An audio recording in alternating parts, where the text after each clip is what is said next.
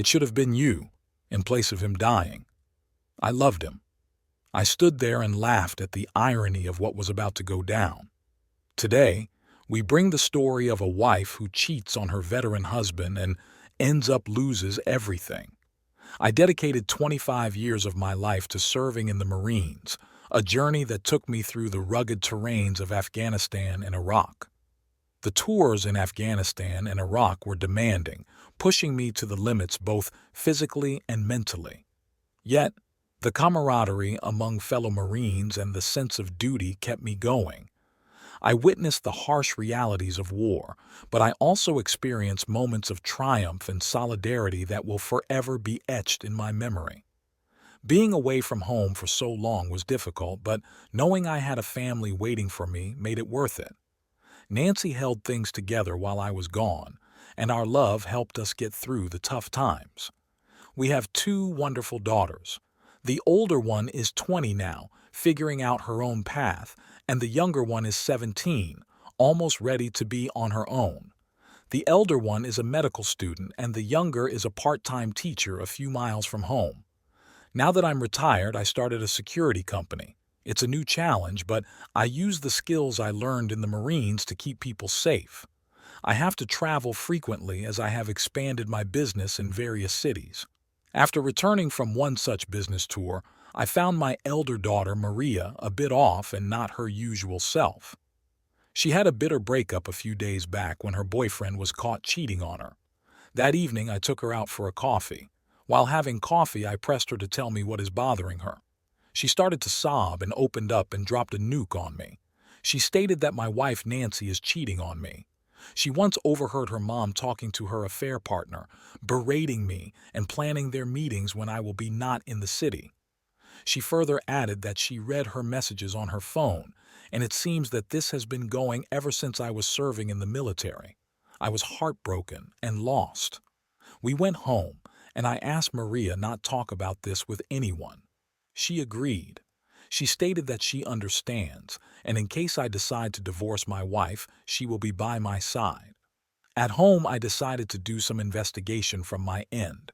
I was able to log into her social media accounts in her personal emails. I found the motherlode of evidence. She had sent him nudes, videos of them having intimate experiences, some of them shot by my wife herself, multiple chats where she is berating me and calling me a fool, making fun of me because of my PTSD. I copied everything on a hard drive and kept it in my office. I was shattered. I have lost my brothers in battle, seen innocent lives lost, but this does not compare to anything.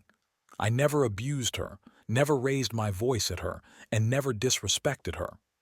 She had hit me on occasions, even in front of my daughters. This happened while I was on antidepressants due to my PTSD. I have a few friends from the Army who were like brothers to me. They were all from the same unit as mine. All of them retired like me. I wanted to know about my wife's AP and wanted their help. I explained everything to them and asked them if they will help me. They all agreed and offered their support. We all set out to check my wife's background. We found out that my wife was having this affair with a man named Donald. He was her college sweetheart and they had broken up when he had cheated on her. Birds of feather flocked together. We further found out that Donald was a criminal with a record in drug trafficking and petty thefts. Then came the biggest shock of all. My younger daughter was not mine. We did a DNA test on both my daughters and it turns out that only the elder one is mine. It was then I decided that I would meet Donald and check what is going on. I wanted to meet him alone, but my friends insisted coming along. I refused. A friend of mine, a cop, now advised that I meet him in a group as it will be safe. I did not listen to him. I got to know that Donald was at a local bar drinking with his friends. I reached the bar and walked towards him. He saw me and got up from his seat and he was drunk. He pointed at me and told his friends that the woman he is screwing for years, this is the lucky husband. He walked up to me and put his hand around my shoulder and whispered in my ear, "Your younger daughter is not yours. She is my spawn." I guess my wife must have told him. I held my composure, although every inch of me wanted to rip him apart.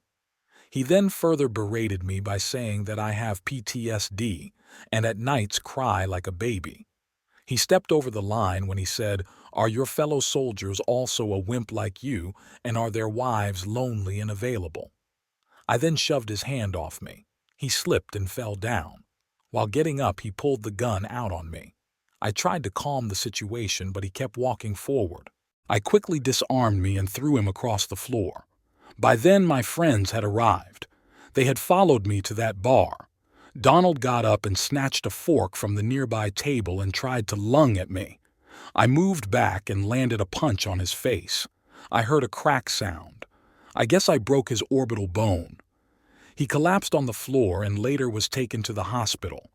At the hospital, he had a cardiac arrest and died.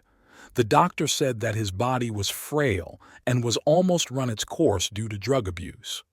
My friend, who was a cop, was present at the scene and stated that there will be charges pressed on me as I had acted in self-defense. He later told me that he had his gun pointed at Donald before I landed that punch. He stated that he was almost ready to fire. I did not go home that night and stayed at a friend's house. In the morning, I went to the lawyer and gave him all the evidence and explained what had happened. He then stated that we should do a paternity test on my younger daughter for good measure. I was against this, but agreed to do it. I went back home and saw my daughters at home. I met them both and they hugged me just like always. In a few minutes, my wife came out and started screaming at me in front of my daughters and hit me in the face. I turned my face back towards her. It was at this moment she knew she effed up. I gave one back for good measure and she had no clue what hit her and she almost got knocked out. I quickly got to her and asked what happened. "Why are you on the ground? Did something hit you in the head?" She was all dazed and confused. I guess it was enough to factory reset her. She got back up and started screaming at me again and called me names and to kill her. My daughters asked her what happened. I too chained in and asked, "Yes, tell us what has happened." She was silent for a second and stated that I have destroyed her life by killing Donald and it should have been me who should have died rather than him. I asked, "Why do you care for Donald? What business do you have with him?" She stated that he was the love of her life and she loved him. I then asked, why did she not divorce me and walk out when it was the time? I would not have stopped you. You could have had a divorce and married him. I then told her that you did not want to divorce me as you knew that Donald is just a cheap man who can only satisfy your carnal desires and he would never be your husband. You kept living with me as I was the husband you wanted and kept effing him as he was the tool for your body. I told her that she is plain disgusting and a waste of oxygen. I told her to leave the house and never ever try to look back. My younger daughter then asked her mother to stop. She walked up to her and just spat on her face. I scolded her for that, but she just ran to her room crying. My elder daughter held my hand and told her mother, "Don't let the door hit you in the butt." A few hours later, my mother-in-law called and started abusing me. I told her, "Call me when you have to talk and not judge." I hung up. She later called again and I sent her the videos and the images from my wife's social media. She was shocked and apologized to me. I hung up. A few days later, Nancy was served with the divorce papers. When it came to the court date, we gave all the evidences of her cheating, and the judge decided that she does not deserve any alimony, and it was because of her that the marriage broke down. I was granted my divorce, and the child support did not matter as the younger one is already living with me. After my divorce, I went a step further by sending all the evidences to all our relatives and known mutual friends. I left no place for Nancy to seek solace or sympathy. My younger one does not know that she is not my daughter.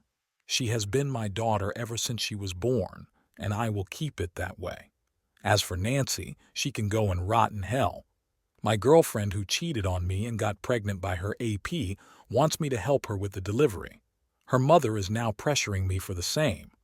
I am 28-year-old and my girlfriend is 25-year-old. She was 6 months pregnant when she confessed that the child was not mine. She was crying and wanted me to forgive her. It was then that I got to know that she was cheating with her bad boyfriend. As soon as he got to know that she was pregnant, he bailed out on her. Chad did what Chad does best: hump and dump. I told her that I will never forgive her and she needs to leave my house once the baby was born. That is the maximum that I can do. I stated that I will help her with the doctor's visit and other pregnancy-related things. During the next few months, she kept saying that she is in love with me, and my actions have made her realize that she was wrong, and I am the one for her. I did not want to talk to her, so did not engage in these discussions. One day, her mother was there, and they were discussing her upcoming delivery, and they both asked me to be at the hospital with her while she delivers a baby. I refused and told them to call Chad. My girlfriend once again started saying that I was the one for her, and she loved me. I sat down and looked directly in her eyes and said, "I do not love you. I can never trust you and will never want you to be in my life. This help that I have done is just a charity, and the day the child is born, you stuff will be packed and ready to be picked by your mother. So deliver the baby tomorrow and get lost." She started crying, and her mother also asked me to be supportive. I said no. She did deliver her baby, and just as I promised, I kept all her stuff outside at the door. Her mother picked up her stuff. I never saw her again and never want to.